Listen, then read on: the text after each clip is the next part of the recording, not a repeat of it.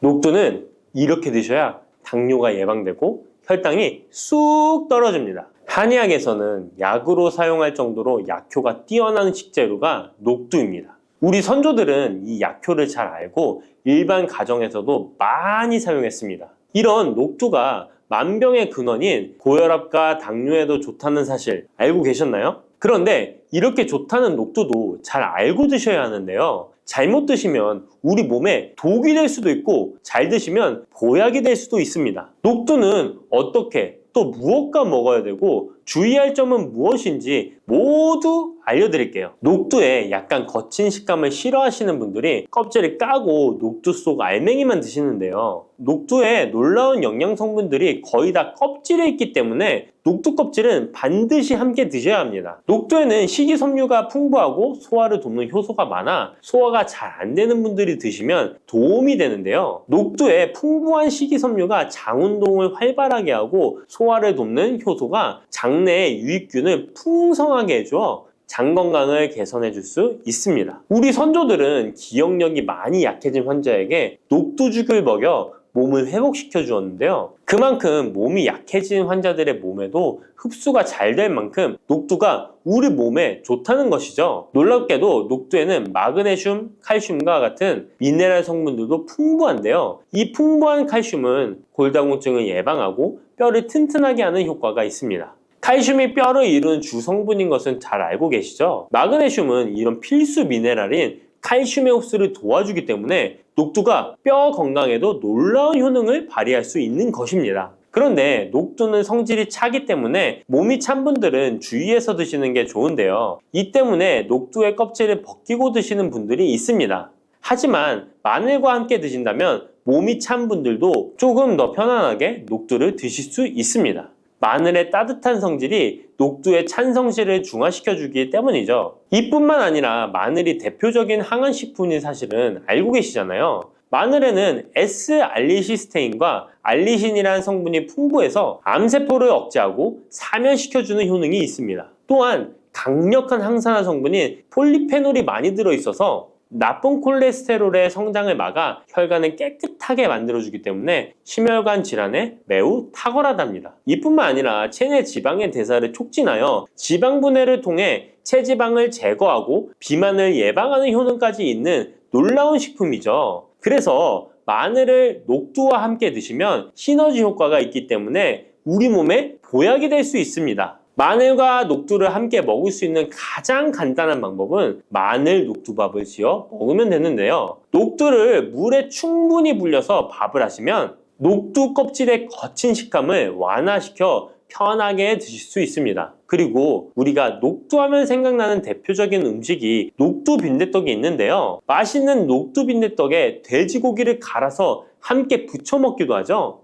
이 방법은 영양학적으로도 탁월한 조합이 됩니다. 녹두에 부족한 필수 아미노산인 트립토판 같은 성분이 돼지고기에 풍부하게 들어있기 때문인데요. 트립토판이나 메티오닌 같은 필수 아미노산은 우리 몸에서 합성되지 않아 반드시 음식을 통해 섭취해야 합니다. 돼지고기가 이런 아미노산의 훌륭한 공급원이 될 수 있기 때문에 나이가 들면서 기력이 약해진 분들이 녹두와 돼지고기를 함께 드시게 되면 기력 회복에 좋은 효과를 보실 수 있습니다. 또한 돼지고기에는 단백질이 풍부하여 근육을 튼튼하게 하는데 도움을 주고 풍부한 비타민 B1은 피로 회복과 신경 안정에도 매우 효과적입니다. 철분도 풍부해 나이가 들며 부족해지는 철분 보충에도 효과를 볼 수 있고 필수 지방산인 리놀렌산이 많아 동맥경화와 고혈압 같은 성인병의 예방, 아연, 셀레늄, 비타민 B6 등의 영양소가 면역력을 강화하는 데에도 도움을 줍니다. 녹두는 또한 혈당을 낮춰주고 인슐린 감수성을 높여주는 효능이 있어서 당뇨 관리에도 너무 좋은 식품인데요. 풍부한 식이섬유는 소장에서 당의 흡수를 지연시켜주고 다양한 미네랄과 비타민이 당뇨로 인한 합병증을 예방하는 데에도 좋은 효능이 있습니다. 이때 팥과 함께 드시면 이런 효과들이 매우 높아집니다. 팥은 강력한 항산화 성분인 안토시아닌이 풍부해서 혈관의 활성산소를 제거해주고 혈관세포의 손상을 예방해줘서 혈관을 깨끗하고 건강하게 해줄 수 있습니다. 2014년에 발표된 한 연구에서 팥을 섭취하는 것이 2형 당뇨병 환자의 혈당 수치와 인슐린 저항성을 개선하는 데 도움이 되는 것으로 보고됐습니다. 이 연구에서는 4주 동안 매일 팥을 섭취한 결과 당뇨 환자들의 공복 혈당 수치가 평균 19.5% 감소하였고 인슐린 저항성이 감소하는 결과를 볼 수 있었습니다. 또한 팥은 쌀의 10배 이상, 바나나의 4배 이상의 많은 칼륨을 함유하고 있는데요. 칼륨은 몸 안에 나트륨을 배출하고 당뇨 환자의 신장 기능을 강화시켜주며 혈압 상승을 억제해주는 효능이 있습니다. 팥은 한의원에서 다이어트를 위한 처방을 할 때도 사용되는데 팥의 풍부한 칼륨은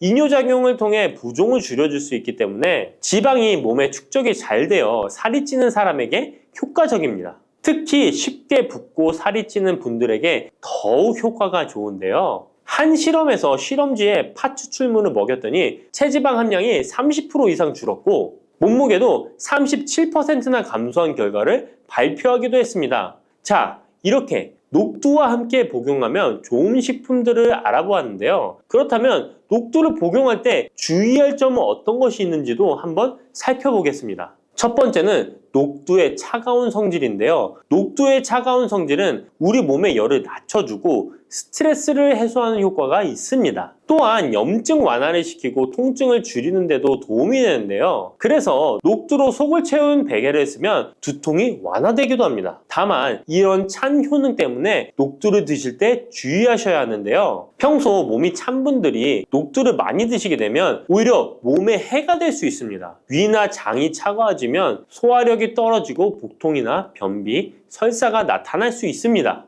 이런 분들이 녹두를 드시려면 앞에서 알려드린 대로 마늘과 함께 드셔보시기 바랍니다. 그리고 두 번째 주의할 점은 바로 녹두의 강력한 해독작용입니다. 녹두의 해독작용은 우리 몸의 중요한 장기 중 하나인 간에 많은 도움을 주는데요. 간은 우리 몸의 독소를 해독하는 역할을 맡고 있는데 녹두가 이런 간의 해독 기능을 도와주게 됩니다. 녹두의 풍부한 단백질과 펩타이드는 간 해독작용에 필요한 글루타치온의 원료를 공급해주며 체내에 중금속과 독성물질과 결합하여 몸 밖으로 내보내는 역할을 하게 됩니다. 특히 중금속 해독 연구에서는 납, 카드뮴 등의 흡수를 억제하거나 배출을 도와서 독성 완화 효과를 보여주기도 했습니다. 하지만 이런 효과가 우리가 보약을 복용하는 경우에는 상극이 될 수 있습니다. 보약의 효과가 녹두의 해독작용 때문에 많이 사라져버릴 수 있기 때문입니다. 그래서 한의원에서 한약을 지으면 녹두나 숙주나물을 먹지 말라고 얘기하는 겁니다.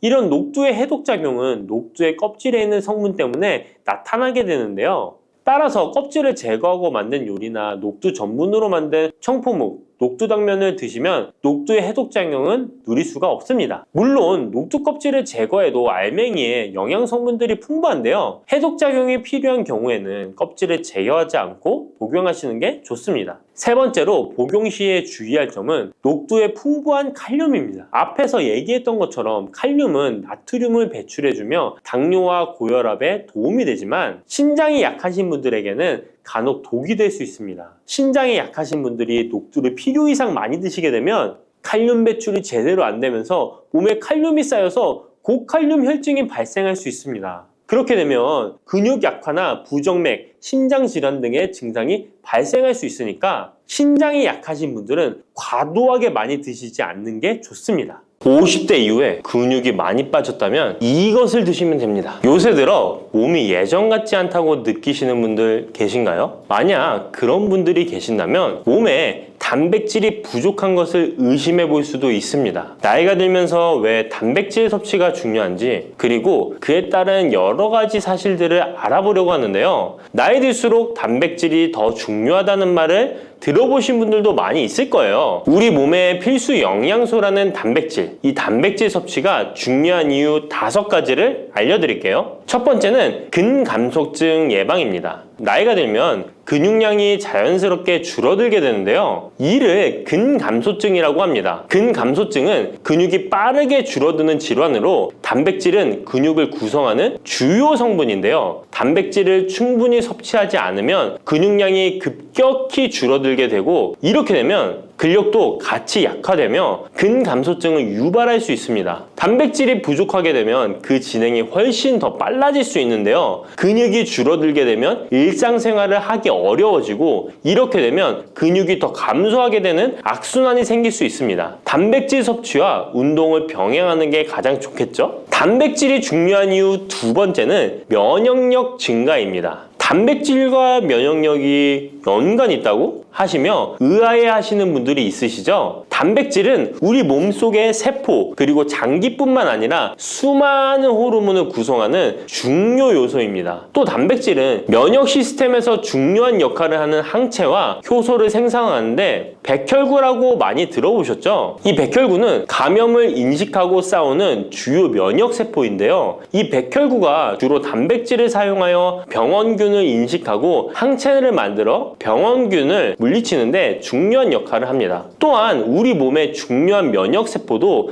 감염에 대응할 때 단백질을 사용하여 신호를 보내고 병원균을 파괴하는 작용을 합니다. 나이가 들면서 면역 시스템이 약해지기 쉬운데 그럴수록 단백질을 충분히 섭취하면 면역력을 높일 수 있습니다. 단백질 섭취가 중요한 이유 세 번째는 심혈관계 질환 예방입니다. 단백질은 심혈관 건강에도 영향을 주는데요. 특히 식물성 단백질이 도움을 줍니다. 예를 들자면 콩류와 견과류 등은 나쁜 콜레스테롤인 LDL의 수치를 낮추고 심혈관계 질환의 위험을 줄이는데 도움이 됩니다. 특히 노년층에서 단백질 섭취는 고혈압, 동맥경화증, 심장병 등을 예방하는데 중요한 역할을 합니다. 네 번째는 피부의 탄력 저하를 예방합니다. 피부의 주 성분 중 하나인 콜라겐은 단백질로 이루어져 있는데요. 나이가 들면 콜라겐이 자연스럽게 감소하게 되는데 이로 인해 피부 탄력이 떨어지고 주름이 생깁니다. 이때 단백질을 충분히 섭취하면 피부 건강에도 좋은 영향을 주는데요. 단백질 공급은 피부 재생을 촉진시켜 피부 건강을 유지하는 데 도움을 줍니다. 다섯 번째는 골다공증 예방입니다. 나이 드신 여성분들은 특히 더 주목해주세요. 질병관리청의 보도자료에 따르면 대한민국 50세 이상의 골다공증 유병률은 22.5%로 약 5명 중 1명은 골다공증이 있는데요. 골다공증은 조용한 뼈 도둑이라고 불릴 정도로 초기 증상이 뚜렷하게 보이지 않지만 골다공증이 한 번 생기면 이로 인한 고관절, 척추, 손목 등의 골절이 생기기 쉽고 이로 인해 합병증 위험 또한 증가하는데요. 이 골다공증을 예방하는데 중요한 요소가 바로 단백질입니다. 단백질은 뼈를 구성하는 중요한 요소 중 하나인데요. 뼈의 건강을 유지하는 데 필요한 칼슘과 함께 단백질은 뼈의 구조를 안정화시키고 골밀도를 높여서 골다공증을 예방하는 데 중요한 역할을 합니다. 한마디로 노년층에서 우리가 흔히 알고 있는 칼슘과 비타민 D와 함께 단백질 섭취를 증가시키면 뼈가 약해지는 것을 방지할 수 있습니다. 이렇게 중요한 우리 몸속의 단백질이 혹시 부족하게 된다면 무슨 일이 일어날까요? 단백질이 부족하면 여러 가지 신체 기능에 문제가 생기는데요. 첫 번째는 인지 기능 저하와 치매입니다. 단백질 부족이 치매를 유발한다니 놀라셨나요? 연구에 따르면 단백질이 뇌 건강을 유지하는 데 아주 중요한 역할을 합니다. 특히 기억력에 많은 영향을 주는데요. 단백질은 뇌에서 신경 전달 물질을 만들고 뇌세포의 구조를 유지하는 데 도움을 줍니다. 특히 학습과 기억력에 영향을 주는 시냅스에서 발생하는 신경 전달 물질의 방출과 수용체 활성화는 대부분 단백질에 의해 조절되는데 예를 들어 NMDA 수용체와 AMPA 수용체는 기억 형성에 중요한 역할을 하며 이것들은 모두 단백질로 구성되어 있습니다. 그래서 충분한 단백질을 공급받지 못하면 뇌 기능이 떨어지고 치매나 인지 기능 저하의 위험이 점점 커질 수 있는 가능성이 있다는 것이에요. 이러한 단백질 섭취가 우리 몸에 얼마나 중요한 영향을 끼치는지 다시 한번 아셨죠? 또 단백질이 부족하면 탈모도 일어날 수 있다는 거 아시나요? 혹시 머리카락이 점점 얇아지고 있는 거나 빠지고 있는 것 같다고 느끼시나요?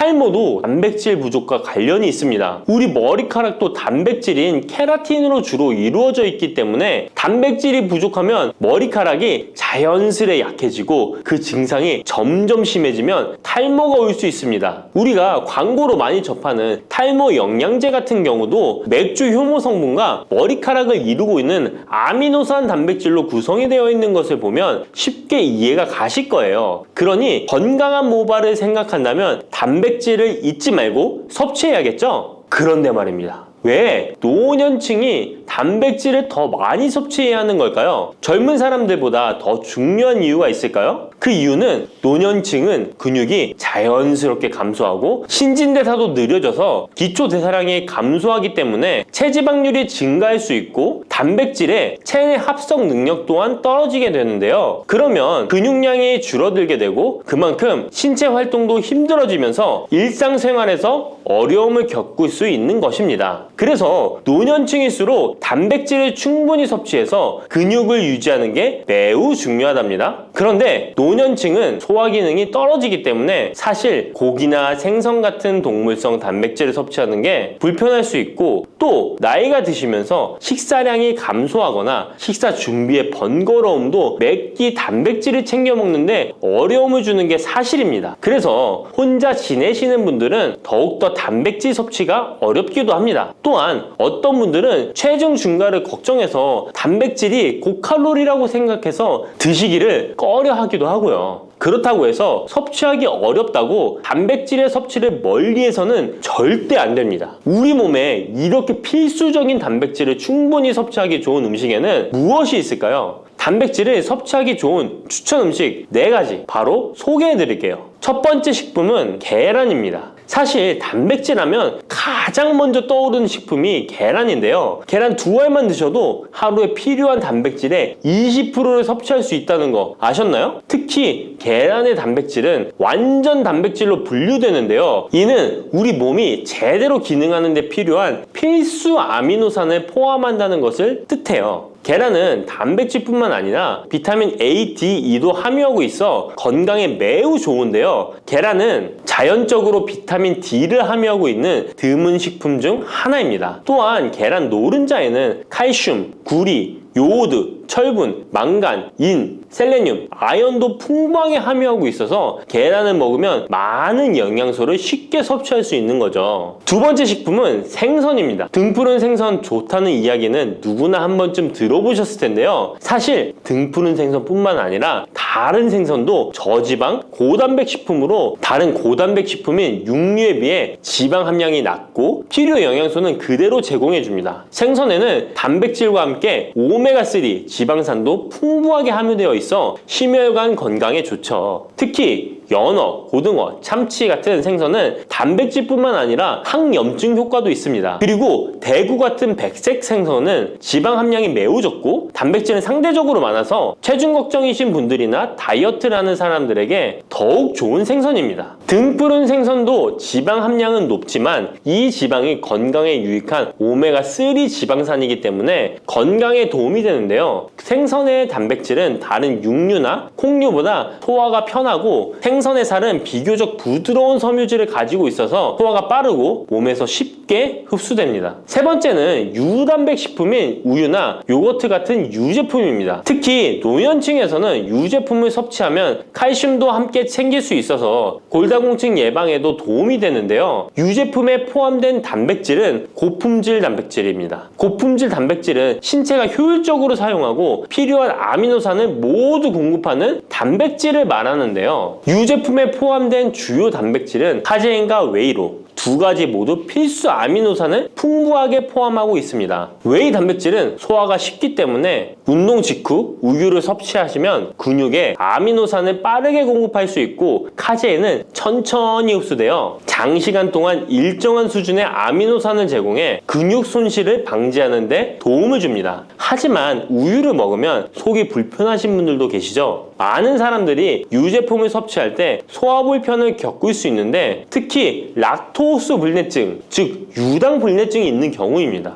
그러나 요즘에는 이런 분들을 위한 락토스를 제거한 락토프리 우유나 치즈, 요구르트 등은 락토스가 거의 없거나 적은 제품들이 많이 나와 있는데요. 락토스 불내증이 있는 사람도 이런 유제품은 문제없이 섭취할 수 있습니다. 소화가 어려우신 분들은 참고하셔야겠죠? 네 번째는 콩류입니다. 콩류 또한 식물성 단백질로 유명하죠. 콩류는 식물성 단백질을 제공하는 대표적인 식품인데요. 두부나 두유 같은 식품으로도 쉽게 섭취할 수 있고요. 콩류와 같은 식물성 단백질은 고기나 유제품과 같은 동물성 단백질에 비해 지방 함량이 낮고 콜레스테롤이 없는 특징을 가지고 있습니다. 특히 콩, 렌틸콩, 병아리콩, 검정콩 등 다양한 종류의 콩류는 필수 아미노산을 풍부하게 포함하고 있어 신체가 필요로 하는 단백질을 고루 제공하는데요. 특히 고기나 생선 같은 동물성 단백질이 소화가 어려우신 분들에게는 두부나 비지찌개 같은 소화가 잘 되면서도 단백질도 섭취할 수 있는 콩류가 좋은 단백질 식품입니다. 이렇게 몸에 필수적인 단백질, 음식만으로 충분히 섭취되면 좋겠지만 그게 어려운 경우도 있을 텐데요. 이때 단백질 보충제도 좋은 선택이 될 수 있습니다. 운동 후에 빠르게 단백질을 보충하고 싶을 때나 식사를 통해 충분한 단백질을 섭취하기 어려운 경우 보충제가 유용한데요. 마트에서 쉽게 찾을 수 있는 단백질 파우더나 고단백 프로틴바를 이용하면 간편하게 단백질을 보충할 수 있습니다. 하지만 이렇게 간편하게 섭취할 수 있는 제품들 몸에 좋다고 많이 섭취하면 좋을까요? 과량 섭취할 때도 큰 문제가 될 수 있습니다. 한 번에 과도한 단백질은 신장에 부담을 줄 수 있고 또 체내에서 불필요하게 지방으로 축적될 수 있습니다. 단백질의 하루 권장 섭취량은 성인 기준 몸무게 1kg당 약 1g인데요. 하루 권장 섭취량을 꼭 지키는 게 중요하죠. 한마디로 보충제는 식사로 부족한 부분을 보충하는 역할만 하도록 하고 식사로 골고루 단백질을 섭취하는 게 가장 이상적입니다. 마지막으로 단백질 섭취 시 간단한 팁을 알려드리겠습니다. 매 끼니마다 조금씩 단백질을 나눠서 섭취하는 게 단백질 흡수에는 효과적인 거 아셨나요? 단백질은 탄수화물과 지방과 다르게 잉여 단백질이 몸에 저장되지 않는데요. 그 때문에 한 번에 과량으로 섭취하면 소화가 어려워지거나 신장에 부담만 줄 수 있고 단백질은 필요 이상의 단백질은 배출되기 때문에 번거롭더라도 매일 조금씩 몇 끼마다 꾸준히 섭취하는 게 중요합니다. 고기 좋아하시는 분, 채소를 더 선호하시는 분, 이제는 다 같은 단백질이라고 생각하지 마시고 동물성 단백질과 식물성 단백질을 골고루 섭취해야 하는데 동물성 단백질은 식물성 단백질에는 부족한 아미노산이 풍부하고 식물성 단백질은 동물성 단백질에 비해 지방이 적고 섬유질도 같이 섭취할 수 있습니다. 우리가 평상시에 먹는 한식은 사실 단백질 섭취에 아주 좋은데요. 식탁에 단백질이 풍부한 계란, 생선, 두부, 콩들을 반찬으로 두어 개만 먹어도 쉽게 몇 끼마다 몸에 필요한 단백질을 섭취할 수 있습니다. 이제부터 잊지 마시고 단백질이 풍부한 반찬 꼭 드셔주세요. 미역과 이것 함께 드시면 당뇨가 사라지고 치매가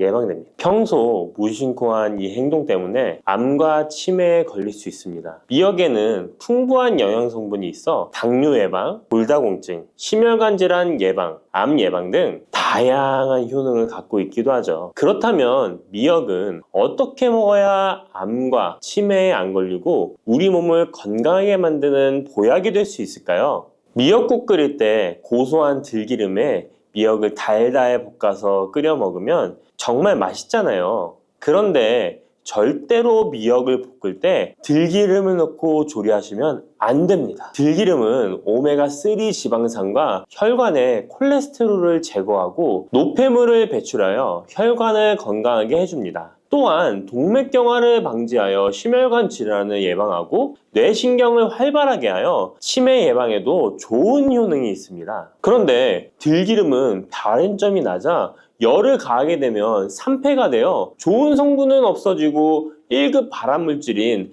벤조피렌이 생성됩니다. 벤조피렌은 암을 발생시킬 뿐만 아니라 뇌 분비계의 장애를 일으키고 뇌 건강에 악영향을 주는 정말 위험한 물질입니다. 건강에 좋은 줄 알고 넣은 들기름 때문에 오히려 건강을 해치는 독을 먹는 상황이 되는 거죠. 들기름은 미역국을 다 끓인 다음에 마지막에 한 스푼 넣어 드시면 들기름의 효능과 고소한 맛을 온전히 누릴 수 있습니다. 미역과 함께 드시면 절대 안 되는 두 번째 음식은 바로 대파입니다. 다른 국이나 찌개를 끓일 때는 파를 꼭 넣는데 유독 미역국을 끓일 때는 왜 파를 넣지 않는 걸까요? 그 이유는 미역과 대파 둘 다 알긴산이라는 성분이 있는데 이 알긴산은 미끌거리는 식감이 있습니다. 함께 드시게 되면 식감이 나빠지는 이유도 있지만 식감보다도 더 중요한 이유가 있습니다. 대파에는 인과 유황 성분이 있는데요. 미역과 대파를 함께 드시게 되면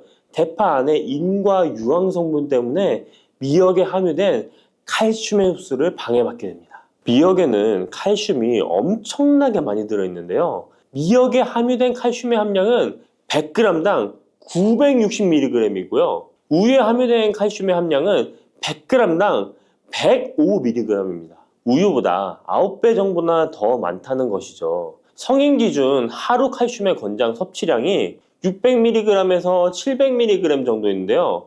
미역국을 한 그릇만 드셔도 충분히 섭취하실 수 있는 양입니다. 우유를 소화 못 시키는 분들이 칼슘을 섭취하기 위해서는 미역이 정말 좋은 식품이 되는 거죠. 이렇게 많은 칼슘은 우리 몸의 뼈를 튼튼하게 해주고 골다공증 예방에 도움을 주는데요. 이 골다공증 예방은 50대 이후의 여성분들에게는 정말 중요한 효능입니다. 골다공증으로 인해 골반뼈가 골절이 될 경우에 65세 이상은 30%가 1년 내에 사망하고 80세 이상은 50%가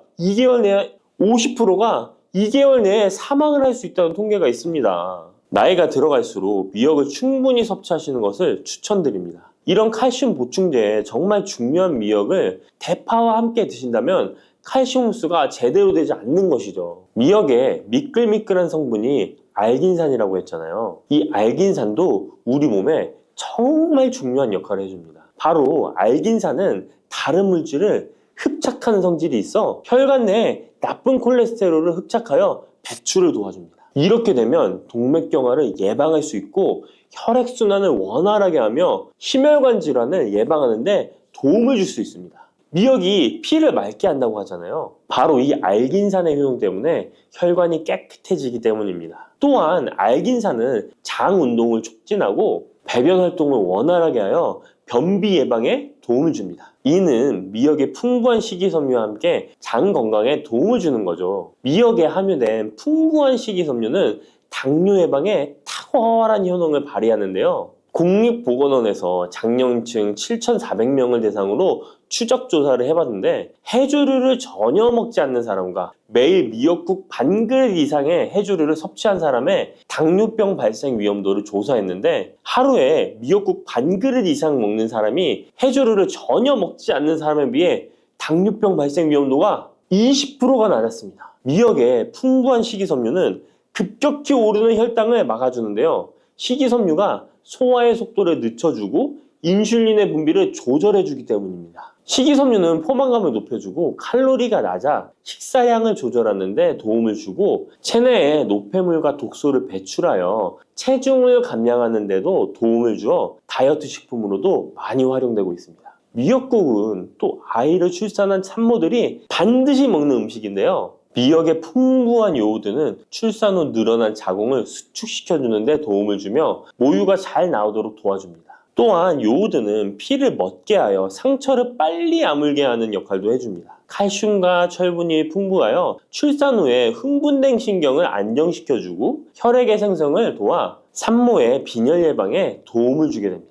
또한 칼륨이 풍부한데요. 칼륨은 체내 나트륨을 배출해주는 역할을 해줘 산모의 부종을 완화시켜주는데 탁월하기도 합니다. 그리고 요오드는 산모에게 좋을 뿐만 아니라 신진대사를 촉진하여 몸에 에너지를 보충해주는 역할을 합니다. 요오드가 부족할 때 나타나는 증상들이 있는데요. 몸에 기력이 없다고 하죠. 힘이 없고 피로감이 높아지게 됩니다. 신진대사가 원활하지 않기 때문에 몸의 영양소를 소모하지 않게 되어 체중이 증가하게 되고요. 피부가 건조해져 거칠어지고 탈모도 일어날 수 있습니다. 나이 들면서 인지 능력이 떨어지는 것도 요오드 부족의 한 현상일 수도 있습니다. 요오드가 부족하면 우리 몸의 호르몬의 중추적인 역할을 하는 갑상선에 문제가 생기는데요. 바로 갑상선 저하증이 생길 수 있습니다. 이러한 문제들을 미역을 섭취함으로 예방할 수 있는 건데요. 요오드의 하루 권장 섭취량은 2.4mg입니다. 미역국 한 그릇에는 요오드가 약 1.1mg 정도 함유되어 있으니 미역국은 하루에 한두 그릇만 드시길 바랍니다. 요오드는 과하게 섭취하게 돼도 문제가 생기는데요. 요오드의 섭취량이 많아지면 갑상선염이나 다른 갑상선 질환도 유발할 수 있습니다. 특별히 갑상선이 약하신 분들은 미역을 섭취하는데 주의하셔야겠습니다. 갑상선은 우리 몸에서 가장 중요한 내분비 기관 중 하나인데요. 갑상선은 목 부분, 기관지 아래에 위치한 나비 모양의 내분비 기관인데요. 중요한 여러 기능을 하지만 그 중에서도 대사율을 조절하는 역할이 있습니다. 갑상선에 T3, T4 호르몬을 분비하여 우리 몸의 에너지 소비와 체온 조절을 하는데 중요한 역할을 하게 됩니다. 갑상선 호르몬은 신경 시스템의 정상적인 기능을 유지하는데 꼭 필요한데요. 호르몬이 제대로 분비되지 않아 수치가 너무 높거나 낮게 되면 우울, 불안 증세, 기억력 감퇴 등의 문제도 발생할 수가 있습니다. 이 갑상선 호르몬에 영향을 미치는 것 중에 요오드가 있는데요. 요오드가 부족하면 세계보건기구에서는 뇌세포가 손상되고 치매가 발생할 수 있다고 보고하고 있습니다. 갑상선 저하증이나 항진증이 있는 분들이 요오드가 많은 미역을 많이 드시면 오히려 건강을 더 해칠 수가 있습니다. 건강하신 분들은 미역을 많이 드셔도 호르몬 조절이 잘 되어 문제가 없지만 갑상선에 문제가 있어서 호르몬 조절이 잘 안 되는 분들은 이 요오드의 수치가 높아지게 되면 체내에 활성산소가 증가하게 되어 염증을 일으키고 갑상선염을 유발하고 극히 드물지만 심해지면 갑상선 암으로도 발전시킬 가능성도 있습니다. 따라서 갑상선에 문제가 있는 분들은 미역을 드실 때 주의하셔야 합니다. 날이 갈수록 암의 발병률이 높아지고 있어서 암에 대한 관심도가 높아지는 것이 사실이죠. 이처럼 미역에는 강력한 항암 효과가 있어 건강식품으로도 아주 좋은데요. 미역에는 요오드, 식이섬유, 칼슘, 비타민 등 많은 영양소가 있다고 했잖아요. 그런 것보다 훨씬 중요한 것이 있습니다. 바로 후코이단이라는 성분인데요. 이 성분이 바로 강력한 항암 작용을 한다고 알려져 있습니다. 후코이단 성분은 미역의 줄기보다 미역귀에 7배나 많이 들어있어 요즘에 미역귀가 항암식품으로 많이 알려져 있습니다. 이 후코이단은 암세포가 스스로 사멸되도록 유도하는 효능이 있습니다. 이러한 효능으로 암세포가 생기는 것을 막아주고 전이 되는 것도 방치할 수 있는 거죠. 후코이단은 특히 폐암, 간암, 대장암, 유방암, 백혈병에 효능이 좋다고 입증된 논문들이 발표되기도 했습니다. 후코이단은 항암 작용 외에도 콜레스테롤 혈관에 흡착되지 않도록 막아주고 혈류를 원활하게 해주어 혈관을 건강하게 해주는 역할을 해줍니다. 이렇게 혈관을 깨끗하게 해주어 뇌졸중과 뇌경색, 심근경색 등의 심혈관 질환도 예방할 수 있습니다. 미역귀와 함께 토마토를 드시면 항암 효과를 극대화할 수 있는데요. 토마토가 채소의 왕으로 불리며 우리 몸에 정말 좋다는 사실 알고 계시죠? 토마토에는 라이코펜이라는 항산화 성분이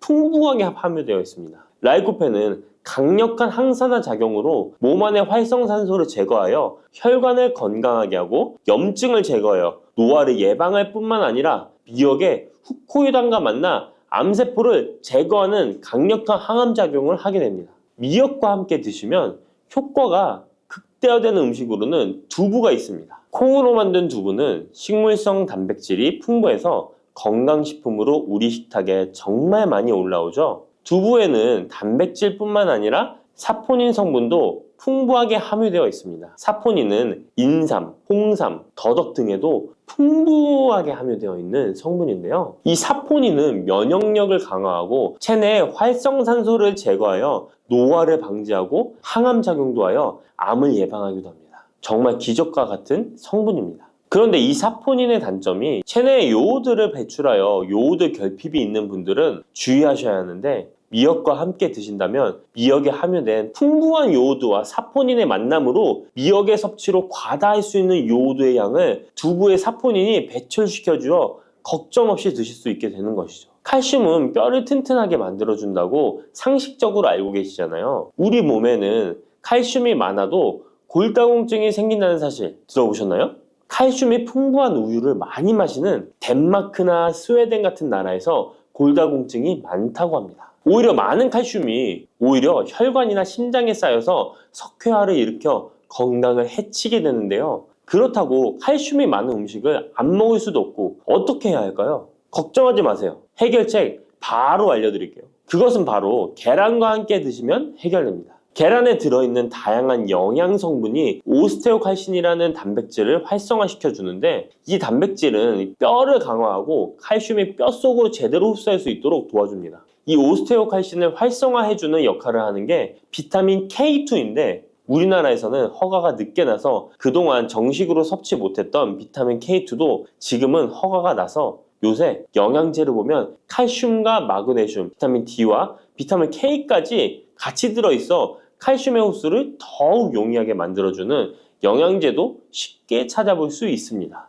그런데 이렇게 칼슘을 아무리 많이 섭취해도 흡수가 안 돼 그대로 혈관에 남게 되면 쌓이고 쌓여서 석회화를 유발시킬 수 있겠죠? 이처럼 미역과 계란을 함께 섭취하면 칼슘의 흡수를 도울 뿐 아니라 우리 몸의 pH 균형을 잡아주는 데도 중요한 역할을 해줍니다. 미역은 알칼리성 식품이고 계란은 산성 식품으로 같이 섭취하면 약 알칼리성 상태로 유지시켜줍니다. 게다가 소화에도 좋고 미역은 단백질과 잘 어울리니 계란과 함께 먹으면 소화도 잘 되고 우리 몸의 흡수도 잘 된답니다. 고소한 호두 좋아하시는 분 많으시죠? 호두는 그 자체로도 훌륭한 간식이지만 저는 특히 커피와 먹는 것을 좋아하는데요. 이렇게 맛도 좋고 건강에 이롭다고도 잘 알려진 호두 혹시 그냥 막연하게 몸에 좋다고만 알고 있지는 않으신가요? 호두는 견과류의 일종으로 기원전 7,000년 전 고대부터 인류가 친숙하게 섭취해온 식품인데요. 인류가 이렇게 오래전부터 호두를 섭취해왔다니 놀라신 분 계신가요? 이렇게 호두는 아주 옛날부터 인류에게 많은 영양소를 제공해 주었는데요. 호두에는 단백질, 비타민, 미네랄 등 여러 가지 영양소가 풍부하게 들어있다는데 이렇게 풍부한 영양소가 함유된 호두가 주는 몸에 이로운 점 바로 소개해 드릴게요. 첫 번째 호두의 놀라운 효과는 바로 노화 방지입니다. 호두에는 폴리페놀과 비타민 E 같은 강력한 항산화 물질이 풍부하게 들어있다는 사실 알고 계셨나요? 호두에는 폴리페놀과 비타민 E 같은 항산화 물질이 다량 함유되어 있는데요. 항산화 물질은 체내 유해산소를 제거하고 세포 손상을 방지하는 역할을 해주는데 노화 방지와 관련이 깊은 성분으로 피부 건강을 유지하고 노화 과정을 늦추는 데 도움이 되죠. 또한 항산화 물질은 면역력 향상에도 도움을 주어 감기나 질병에 대한 저항력을 키워주는데요. 자유라디칼은 우리 몸의 세포를 손상시켜 노화와 관련된 여러 질병을 일으킬 수 있는데 호두에 함유된 항산화 물질은 자유라디칼로부터 세포를 보호하여 세포 노화를 늦추는데 중요한 역할을 해준답니다. 또한 호두의 풍부한 오메가3 지방산은 피부 건강에 많은 도움이 되는데요. 오메가3는 피부 탄력을 유지하고 피부에 수분을 보충해 주는데 꼭 필요한 성분이죠. 특히 피부가 노화되면서 생길 수 있는 주름과 피부 처짐을 예방하는데 매우 도움이 된답니다. 두 번째 호두의 놀라운 효능은 바로 뇌 건강 유지입니다. 호두의 외형이 뇌를 닮아 예로부터 뇌에 좋다고 잘 알려져 있는데요. 외형만 닮았다고 뇌에 좋다는 것이 아닌 것 알고 계시죠? 호두에는 오메가3 지방산이 풍부하게 들어있습니다. 오메가3는 주로 생선에서 많이 발견되는 성분으로 알려져 있지만 호두에도 그만큼 많은 양이 들어있죠. 해외 알츠하이머 저널에서는 호두가 산화 스트레스와 염증을 줄여주므로 알츠하이머 발병과 진행을 늦추거나 위험을 줄여준다는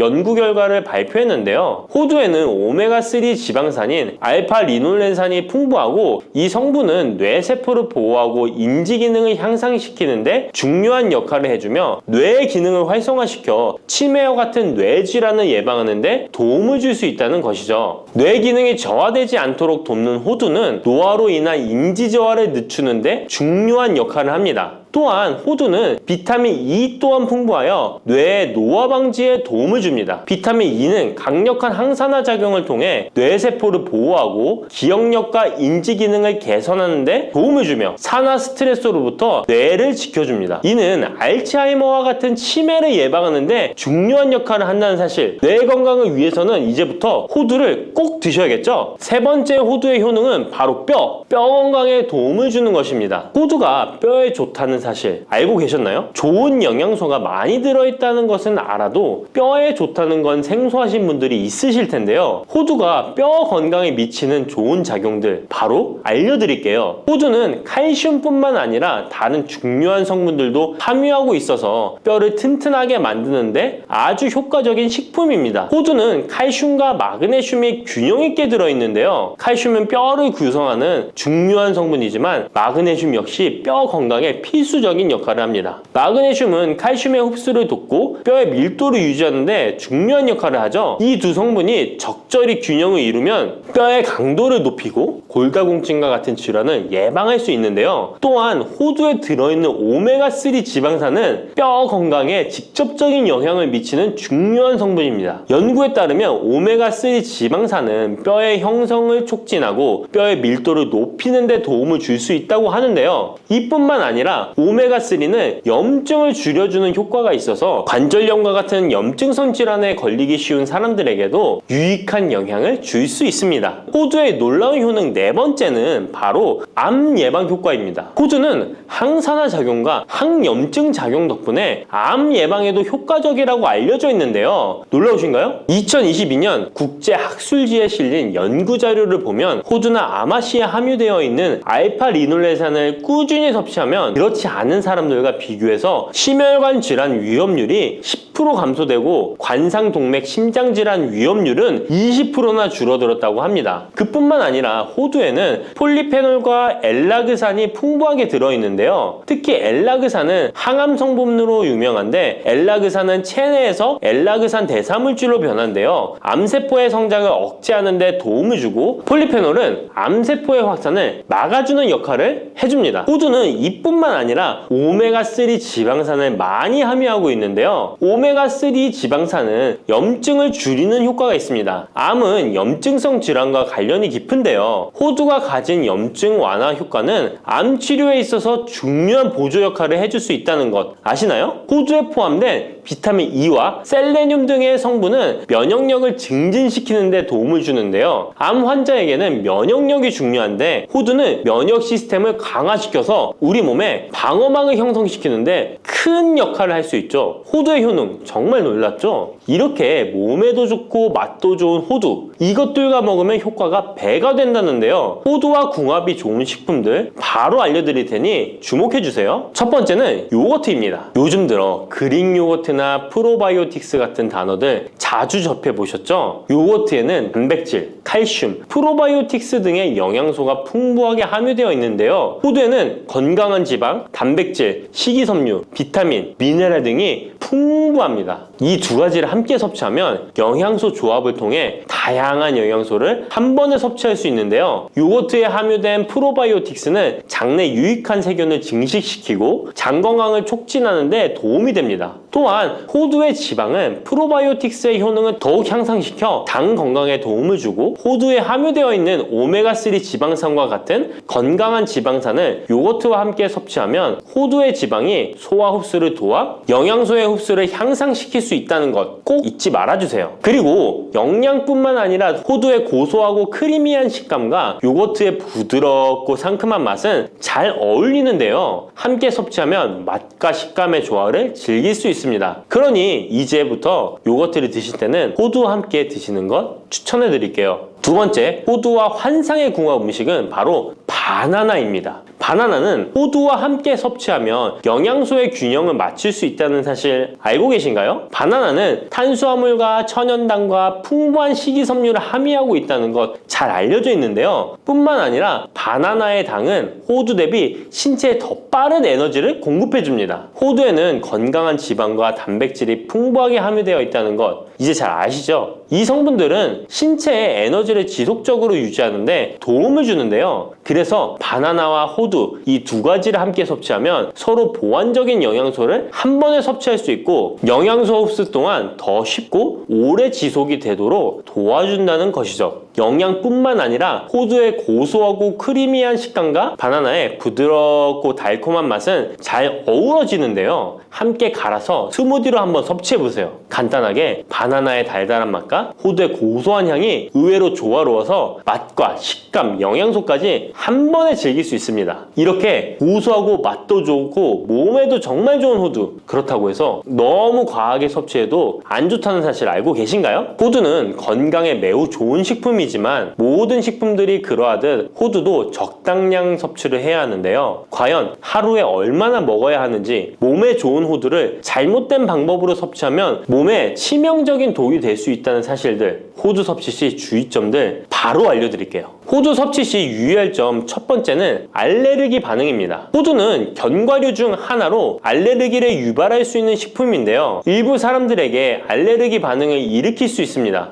호두 알레르기가 있는 경우 호두를 섭취했을 때 입술이나 혀 또는 얼굴이 부풀거나 호흡곤란을 겪을 수 있는데 이는 개개인의 신체 증상에 따라 매우 위험할 수도 있습니다. 경우에 따라 목숨도 위험할 수 있는데요. 만약 이런 증상이 발생하면 즉시 호두 섭취를 중단하고 필요시 의사와 상담해야 합니다. 알레르기가 있는 사람은 호두를 피하는 것이 매우 중요합니다. 호두 섭취 시 주의할 점 두 번째는 과도한 섭취입니다. 호두는 100g당 650칼로리로 매우 고칼로리 음식입니다. 하루 섭취량을 과도하게 초과하면 체중 증가를 유발할 수 있는데요. 호두에는 지방이 많이 함유되어 있지만 대부분 불포화 지방이라 건강에 유익하다고 알고 있지만 칼로리가 높기 때문에 적당한 양을 섭취하는 것이 중요합니다. 하루 20에서 30g 정도, 이는 약 5에서 7알 정도 되는데요. 쪽으로 봤을 때 10개에서 15쪽이 적당합니다. 호두 섭취할 때 꼭 기억해 주세요.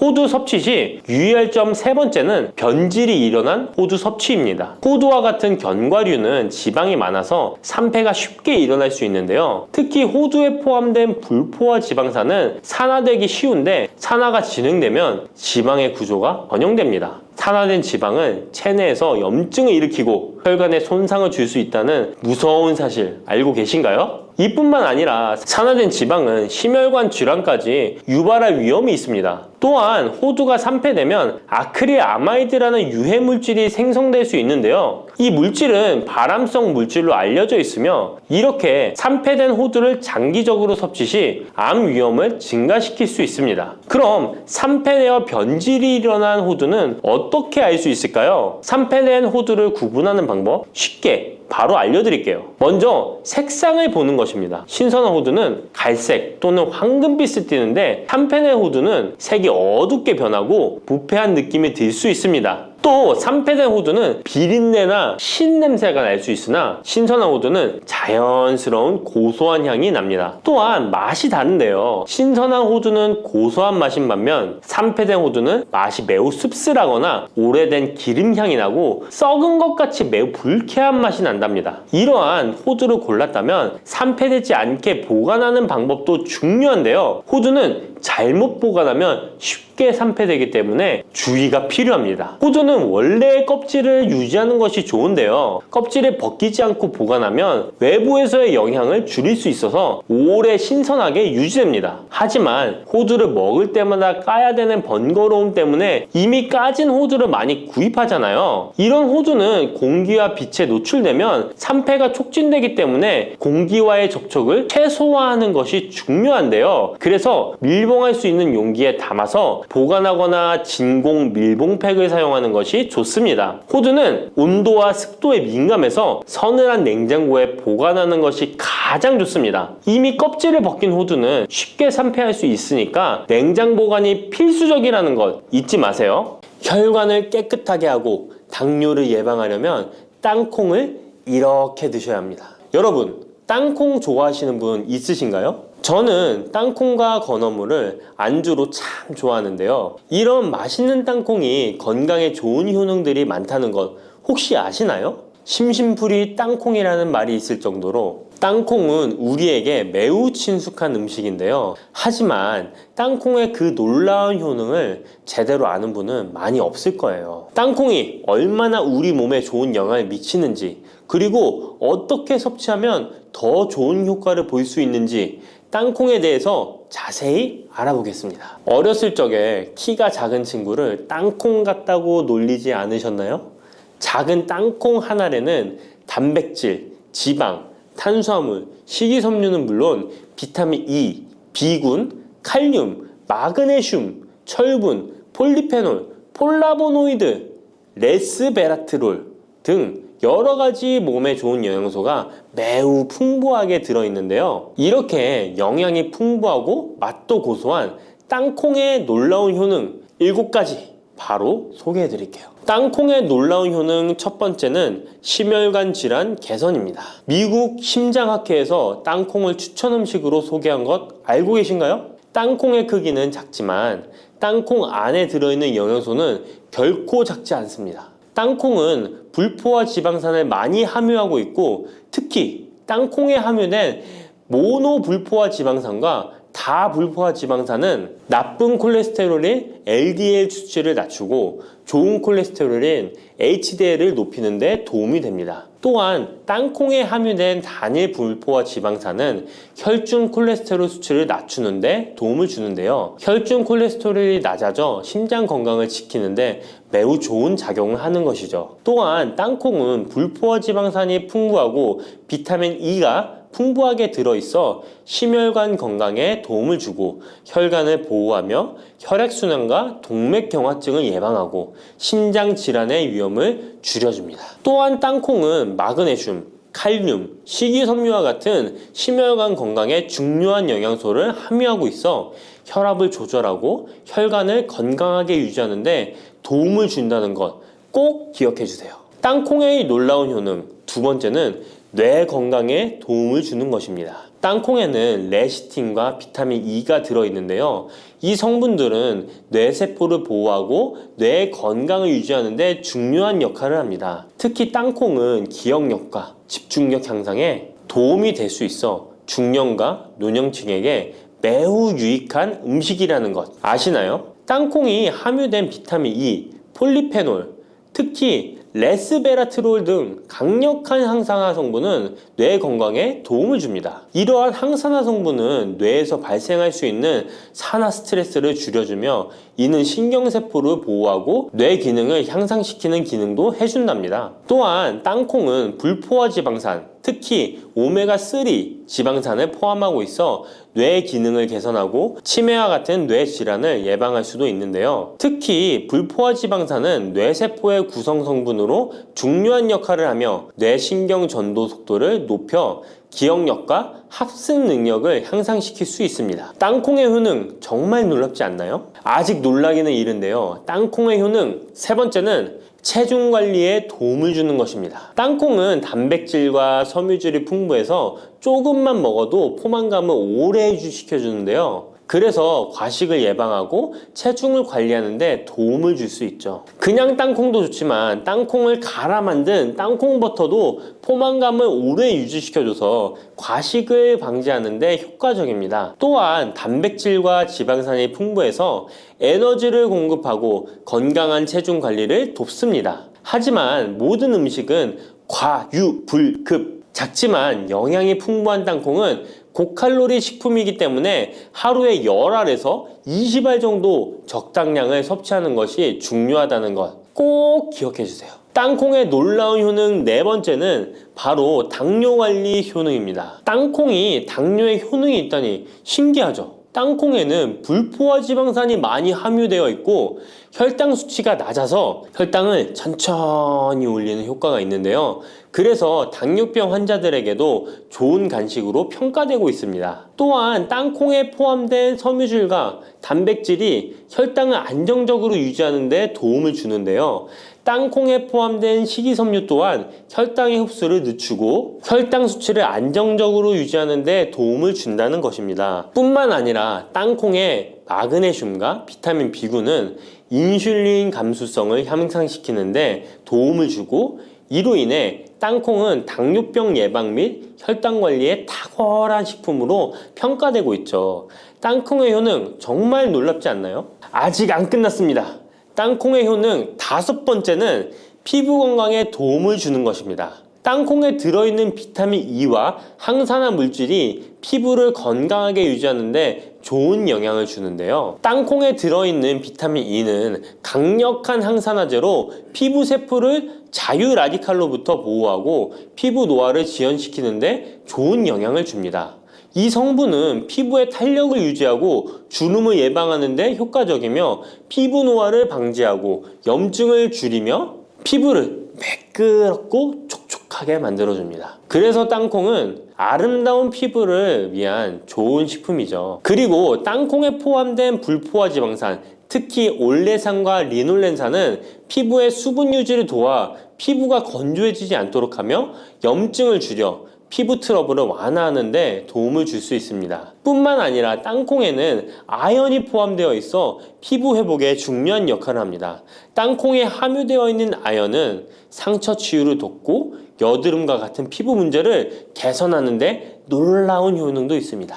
땅콩의 효능 6번째는 소화 건강에 도움을 주는 것입니다. 땅콩에는 식이섬유가 풍부해 소화 시스템에 좋은 영향을 주는데요. 식이섬유는 장의 움직임을 촉진시켜 변비를 예방하고 장내 유익한 미생물의 활동을 도와줘서 장 건강에 매우 좋은 환경을 만들어줍니다. 또한 땅콩에 포함된 불용성 섬유는 특히 장을 자극해 배변을 원활하게 하고 장의 건강을 유지하는 데 중요한 역할을 하는데요. 이 섬유는 장에서 물을 흡수하여 변을 부드럽게 만들어줍니다. 땅콩의 놀라운 효능 7번째는 좋은 단백질과 건강한 지방 섭취에 좋은 공급원입니다. 땅콩은 고기나 다른 동물성 단백질에 비해 지방이 적고 채식주의자나 비건이 단백질을 섭취할 때 아주 유용한 대체 식품이 될 수 있는데요. 100g의 땅콩은 약 25에서 30g의 단백질을 함유하고 있다는 것 아시나요? 우리가 흔히 좋은 단백질 공급 식품이라고 생각하는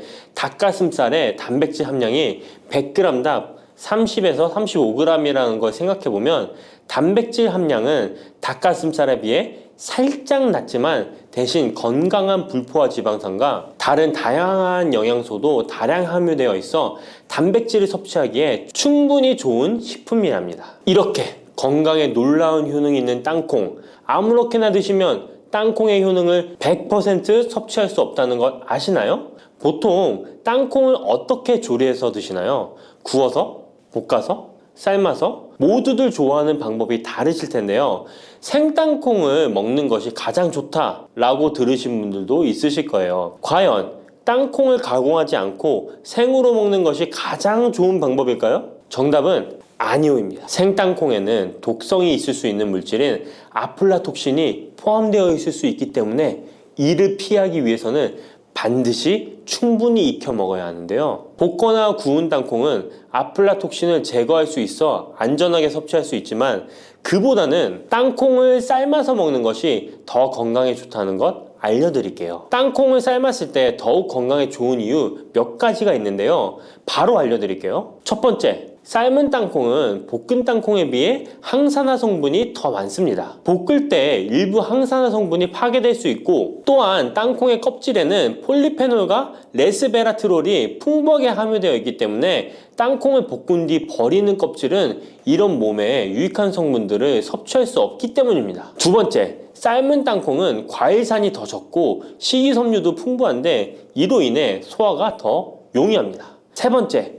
삶은 땅콩은 아크릴아마이드라는 발암물질이 덜 생성됩니다. 아크릴아마이드는 고온에서 볶을 때 발생할 수 있는데 삶은 과정에서는 이 유해물질이 생성되지 않습니다. 이제는 건강을 위해 삶아 드셔야 한다는 것 아셨죠? 하지만 땅콩을 섭취하시기 번거롭거나 조금 더 쉽게 섭취하고 싶은 분들도 있으실 텐데요. 이런 분들은 땅콩 버터를 드시면 됩니다. 땅콩 버터는 땅콩에 버터를 넣은 거 아니야? 라고 생각하시는 분도 있으시죠? 그것은 아니고 땅콩을 계속해서 갈게 되면 크림과 같은 형태로 변하게 되는데 이게 마치 버터처럼 부드러워 땅콩 버터라고 부르는 것입니다. 땅콩 버터는 땅콩의 영양소를 그대로 담고 있어 섭취할 때 매우 편리한데요. 다만 가공된 버터에는 설탕이나 염분이 추가될 수 있기 때문에 첨가물이 없는 순수한 땅콩 버터를 선택하는 게 좋겠죠. 땅콩 버터는 샐러드 드레싱에 넣거나 통밀빵에 발라 먹으면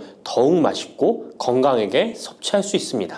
맛도 좋고 건강에도 좋은 땅콩, 이렇게 좋은 땅콩도 섭취하실 때 몇 가지 주의할 점이 있다는 것 알고 계신가요? 땅콩을 섭취할 때 주의할 점들 알려드릴게요. 땅콩 섭취 시 유의할 점 첫 번째는 알레르기입니다. 땅콩 알레르기 있는 분은 절대 땅콩을 드시면 안 되는데요. 땅콩은 알레르기를 일으킬 수 있는 대표적인 식품이기 때문에 본인이 알레르기가 있는 걸 인지하시는 분이라면 절대 피하셔야 합니다. 땅콩 알레르기는 가벼우면 목, 혀의 가려움이나 발진 등이 일어날 수 있는데요. 만약 알레르기 증상의 정도가 심하다면 호흡곤란, 혈압저하, 아나필락시스 등 매우 심각한 반응을 일으킬 수 있으므로 알레르기 반응이 있다면 즉시 땅콩 섭취를 중단하시고 의사와 상담받는 것이 필요합니다. 또한 땅콩이 들어간 음식이 아니어도 전에 같은 조리기구를 사용해서 만든 요리도 땅콩의 성분이 남아있을 수 있어 알레르기가 있는 사람에게는 위험할 수가 있는데요. 알레르기가 있는 분은 꼭 땅콩이 들어갈 수 없는 환경에서 조리가 된 건지 확인하는 게 중요합니다. 땅콩을 섭취할 때 유의사항 두 번째는 과다 섭취입니다. 고소한 땅콩은 손으로 집어먹기도 쉬워서 한 번 먹기 시작하면 하나, 둘 계속 입으로 들어가게 되는데요.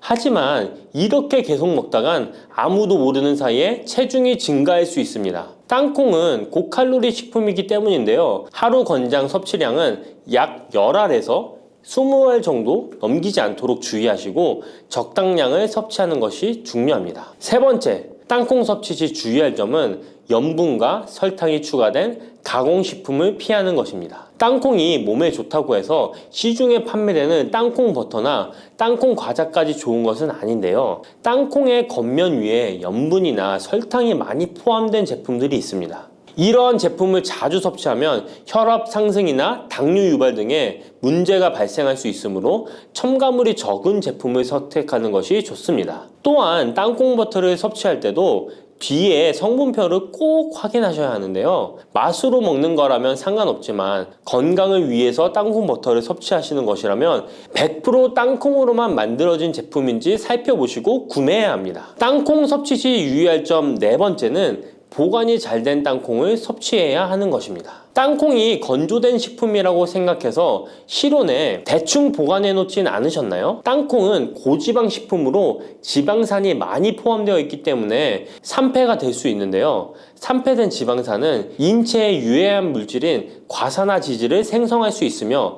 이는 세포와 조직에 손상을 일으킬 수 있습니다. 땅콩이 보관 상태가 부적절해지면 곰팡이가 자주 발생하는데 이 곰팡이는 아플라톡신이라는 독소를 생성할 수 있습니다. 아플라톡신은 강력한 발암 물질로 알려져 있으며 장기적으로 섭취할 경우 간에 손상을 주거나 간암을 일으킬 수 있는 위험한 물질이죠. 따라서 땅콩을 보관할 때는 통풍이 잘 되고 건조한 장소에 보관해야 하며 곰팡이가 발생한 땅콩은 절대 섭취해서는 안 됩니다.